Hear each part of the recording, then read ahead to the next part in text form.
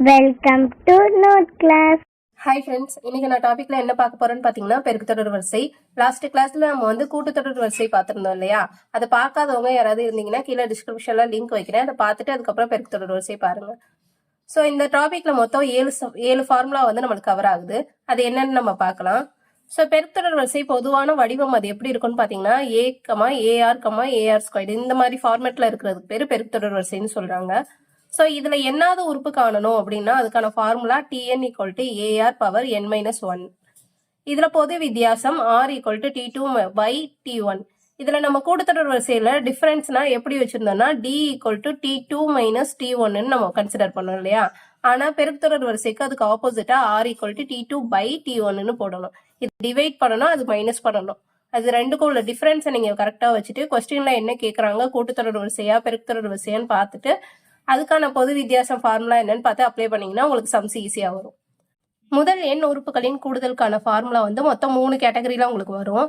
நம்ம கூட்டுத்தொடர் வரிசையில இதே டைப்ல 2 ஃபார்முலா பார்த்துருப்போம். ஒன்னு லாஸ்ட் டேர்ம் கொடுத்துருந்தாங்கன்னா ஒரு ஃபார்முலா அப்ளை பண்ணணும், லாஸ்ட் டேர்ம் வரலன்னா வேற ஃபார்முலா போட்டு நம்ம சம்ஸ் போடணும்.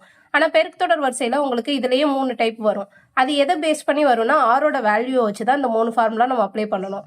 ஃபார் எக்ஸாம்பிள், 1 விட r சின்னதா இருக்கு அப்படின்னா Sn = 1 - r power n divided by 1 - r இந்த ஃபார்முலா வந்து யூஸ் பண்ணணும். இல்ல 1 விட r பெருசா இருக்கு அப்படின்னா Sn = a × r power n-1 divided r - 1 இந்த ஃபார்முலா யூஸ் பண்ணணும். r = 1 இருந்துச்சுன்னா Sn = na அப்ளை பண்ணணும்.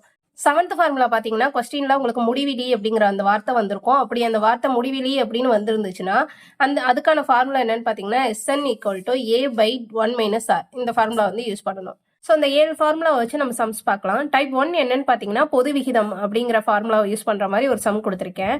என்னன்னு பாத்தீங்கன்னா a power m - n, a power m, a power m+n என்ற பெருக்குத்தொடர் வரிசையின் பொது விகிதம் காண்க அப்படிங்கிற மாதிரி சொல்றாங்க. ஸோ நமக்கான ஃபார்முலா என்ன, பொது விகிதம் காணும்னா T2/T1 இல்லையா? ஸோ ஸ்டெப் 1ல R எப்படி கண்டுபிடிக்கிறது, T2/T1 எழுதிட்டு T2 வேல்யூல என்ன இருக்கு, AM இருக்கா, இது டேர்ம் 2ன்னு நம்ம சொல்லுவோம். டேர்ம் 2 AM, டேர்ம் 1 என்னன்னு பாத்தீங்கன்னா a power m - n. So அந்த ஃபார்முலா படி நம்ம வந்து அந்த இதை எழுதிட்டோம். ஸோ அதுக்கப்புறம் பார்த்தீங்கன்னா a பவர் m கேன்சல் ஆயிரும். பேலன்ஸ் இங்கே உங்களுக்கு 1 வந்துடும், 1/a - n அப்படிங்கிற மாதிரி வந்துடும். ஸோ இது வந்து பவரில் இருக்க வேல்யூ கீழே மைனஸில் இருந்துச்சுன்னா உங்களுக்கு மேலே போகிறப்ப அது ப்ளஸ்ஸாக மாறும் இல்லையா? அப்போ இதுக்கான ஆன்சர் என்னன்னு பார்த்தீங்கன்னா a power n. So next sum பார்த்தீங்கன்னா டைப் 2. இதில் என்ன மாதிரி சம்ஸ் நான் போட்டிருக்கேன்னா என்னாவது உறுப்பு காண்க அப்படிங்கிறது தான் டைப் 2. இப்போ அதில் ஃபர்ஸ்ட் சம் பார்த்தீங்கன்னா 3, 6, 12, 24 என்ற பெருக்குத்தொடர் வரிசையின் 10வது உறுப்பு காண்க அப்படிங்கிற மாதிரி சொல்கிறாங்க. ஸோ 10th டேர்ம் நம்மளுக்கு கேட்குறாங்க. நம்மளுக்கு என்னென்ன கொஸ்டின்ல இருந்து எடுக்கலாம், ஏ வந்து 3ன்னு எழுதியாச்சு. ஆர் எப்படி கண்டுபிடிக்கணும், T2/T1 இல்லையா? அப்போ T2 வேல்யூ என்ன, நம்மளுக்கு 6 தானே. டேர்ம் 2ஓட வேல்யூ 6, டேர்ம் 1ஓட வேல்யூ 3. நம்ம 6/3ன்னு போட்டு அதை கேன்சல் பண்ணால் R = 2ன்னு உங்களுக்கு வந்துடும். இதுக்கப்புறம் என்ன பண்ணணும், 10வது உறுப்பு காண்கன்னு சொல்லிட்டாவே என்னாவது உறுப்புன்னு தான் அர்த்தம். ஸோ என்னாவது உறுப்புக்கான ஃபார்முலா என்ன படிச்சிருக்கோம், AR பவர் n-1 இல்லையா? Tn = AR power n-1. அந்த ஃபார்முலாவில் போய் நம்ம இங்கே இருக்க வேல்யூவாஸ் அப்ளை பண்ணோம்னா ஏக்கு பதிலாக 3ன்னு போடுவோம், ஆருக்கு பதிலாக நம்ம 2ன்னு போடுவோம். பவரில் 10வது டேர்ம்னு கொடுத்துருந்தனால n வந்து நம்மளுக்கு 10. ஸோ 10 - 1ன்னு இங்கே போட்டுடுறோம். ஸ்டெப் 3ல என்ன பண்ணுறோன்னு பார்த்தீங்கன்னா 3 × 2 பவர் இங்கே 10 - 1 போயிட்டா நம்மளுக்கு 9 இல்லையா? ஸோ 9 இங்கே போட்டுட்டோம். இப்போ 2/9ஓட வேல்யூ என்னன்னு பார்த்தீங்கன்னா 512. ஸ்டெப் 4ல 3 × 512 மல்டிப்ளை பண்ணோம்னா நம்மளுக்கான ஆன்சர் T10 = 1536ன்னு கிடைச்சிரும். ஸோ செகண்ட் சம் பார்த்தீங்கன்னா ஒரு பெருக்குத்தொடர் வரிசையின் 8வது உறுப்பு 768 மற்றும் பொது விகிதம் 2 எனில் அதன் 10வது உறுப்பு காண்க. பெருக்குத்தொடர் ஃபார்மேட்ல கொடுக்காம அவங்க என்ன மாதிரி கொடுத்துருக்காங்கன்னா 8வது உறுப்பு 768னும் பொது விகிதம் ஆரோட வேல்யூவும் கொடுத்துட்டாங்க 2ன்னு. T10 என்னன்னு கேட்குறாங்க. ஸோ இந்த 2 வேல்யூஸை வச்சு நம்ம எப்படி டேர்ம் 10 கண்டுபிடிக்கிறது தான் நம்ம வந்து யோசிக்கணும். ஸோ அப்போ என்ன பண்ணணும், ஸ்டெப் 1ல நம்மளுக்கு எப்பவுமே பெருக்குத்தொடர் வரிசை ஃபர்ஸ்ட் என்ன நம்பரால மல்டிப்ளை பண்றாங்களோ அதுதானே டேர்ம் 2க்கும் வந்திருக்கும். இப்போ டேர்ம் 1ல நீங்க 2 × 2 இப்போ 2 வேல்யூவால் மல்டிப்ளை பண்ணியிருந்தீங்கன்னா இங்கே என்ன வரும் 4 வரும். அப்போ டேர்ம் 3யும் இங்கே என்ன பண்ணுவீங்க 2ஆல் தானே மல்டிப்ளை பண்ணுவீங்க. ஸோ பொது விகிதம் அப்படிங்கிறது நம்மளுக்கு வந்து காமனான ரேஷியோ தானே. அப்போ என்ன பண்ணணும் டேர்ம் 8ஓட வேல்யூவை அவங்க கொடுத்துருக்க பொது விகிதத்தால் மல்டிப்ளை பண்ணால் டேர்ம் 9 கிடைச்சிருமா. ஸோ 768 × 2 போட்டிங்கன்னா டேர்ம் 9 என்ன கிடைக்கும் 1536ன்னு கிடைக்கும். அதுக்கடுத்து என்ன பண்ணணும் நம்மளுக்கு டேர்ம் 10 தான் கேட்டிருக்காங்க. இன்கேஸ் டேர்ம் 9 கேட்டிருந்தாங்கன்னா நம்ம இதோட க்ளோஸ் பண்ணிட்டு நம்ம ஆன்சர் போட்டுடலாம். ஆனால் டேர்ம் 10ங்கிறப்ப இதுக்கு அடுத்த ஸ்டெப்பு வந்திருக்க ஆன்சரை மறுபடியும் 2ஆல் மல்டிப்ளை பண்ணால் டேர்ம் 10 வேல்யூ கிடைக்குமா. ஸோ அப்படி நீங்கள் மல்டிப்ளை பண்ணிங்கன்னா 3072 தான் இதுக்கான ஆன்சர்.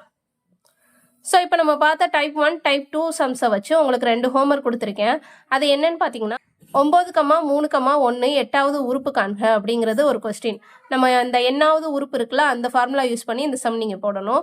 அதுக்கு அடுத்த கொஸ்டின் என்னன்னு பார்த்தீங்கன்னா -3 -3 என்பது ஒரு ஏபியா ஜிபியா.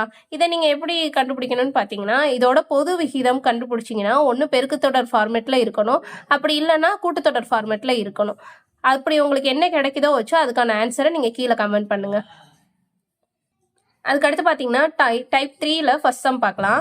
1 + 4 + 16 என்ற பெருக்குத்தொடரின் எத்தனை உறுப்புகளை கூட்டினால் கூடுதல் 1365 கிடைக்கும் அப்படின்னு கேட்குறாங்க. ஸோ நம்ம என்ன பண்ணணும் ஃபர்ஸ்ட் எடுத்தோன்னா a=aயோட வேல்யூ 1ன்னு எழுதிடுவோமா.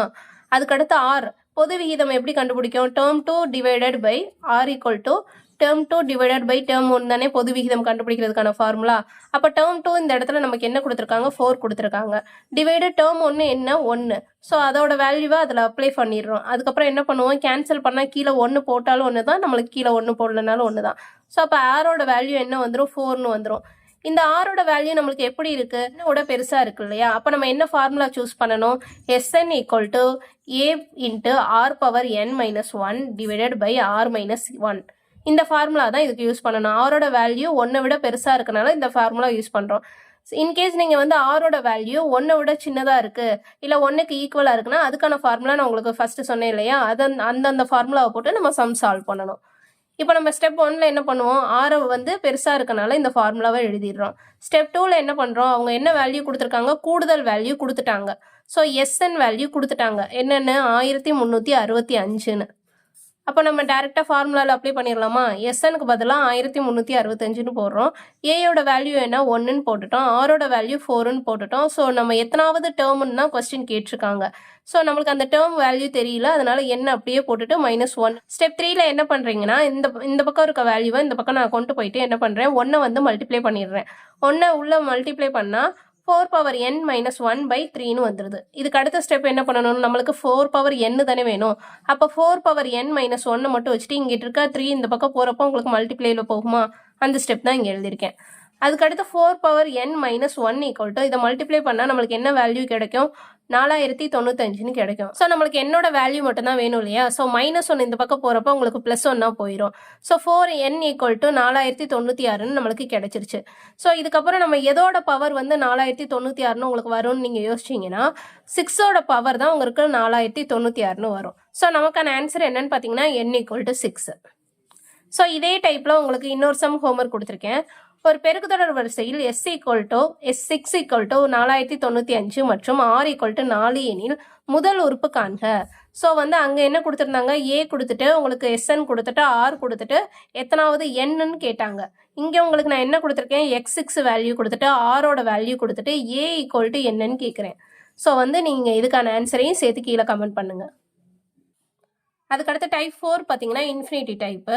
நான் அதாவது அந்த 3 ஃபார்முலா இருந்துச்சுல R = 1, R வந்து 1 விட பெருசாக இருக்காது, R வந்து 1 விட சின்னதாக இருந்துச்சுன்னா நீங்கள் R கண்டுபிடிக்கும் போது எப்படி வேல்யூ வருதுன்னு பார்த்தா அந்த 3 ஃபார்முலாக்கு ஏற்ற மாதிரி போட்டு சம் சால்வ் பண்ணிடுங்க. நான் அந்த 3 டைமுக்கும் ஒரே டைப்பு வேணால் சம்மு மட்டும் நடத்தியிருக்கேன். ஃபஸ்ட்டு இப்போ ப்ரீவியஸில் பார்த்த சம் மட்டும் நடத்தியிருக்கேன். இப்போ டைப் 4 என்னன்னா n = இன்ஃபினிட்டி டைம் சம் பார்த்தோம்ல ஃபார்முலா, அதுக்கான சம் பார்க்கலாம். பின்வரும் முடிவிலி தொடரின் கூடுதல் காண்க. ஸோ n = இன்ஃபினிட்டியாக இருந்தால் நம்ம என்ன ஃபார்முலா யூஸ் பண்ணணும் Sn = a divided by 1 - r. இந்த ஃபார்முலா அப்ளை பண்ணணுமா. ஸோ அந்த ஃபார்முலாவை இங்கே எழுதிடுறோம். நம்மளுக்கு என்னென்ன கொடுத்துருக்காங்க A கொடுத்துருக்காங்க 108ன்னு. R எப்படி கண்டுபிடிப்போம் T2 டிவைடட் பை T1. அப்போ 36/108 நம்ம போட்டோம்னா கேன்சல் பண்ணால் 1/3 நம்மளுக்கு கிடைச்சிரும்.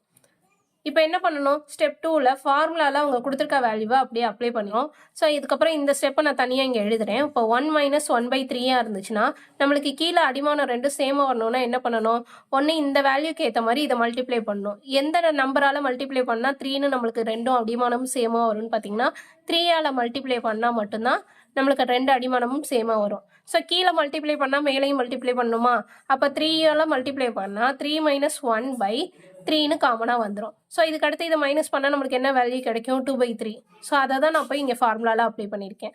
இப்போ 108 டிவைடட் பை 2/3 வந்துருச்சு. டிவைடில் இருக்க வேல்யூ வந்து உங்களுக்கு மல்டிப்ளை போகிறப்ப என்ன பண்ணணும், அப்படியே ஆப்போசிட் டைரக்ஷனில் போகும் இல்லையா, அப்போ 2/3ங்கிறது இந்த பக்கம் போகிறப்ப 3/2ன்னு வந்துடும். ஸோ நீங்கள் இதை கேன்சல் பண்ணிங்கன்னா உங்களுக்கு 54ன்னு கிடைக்கும்.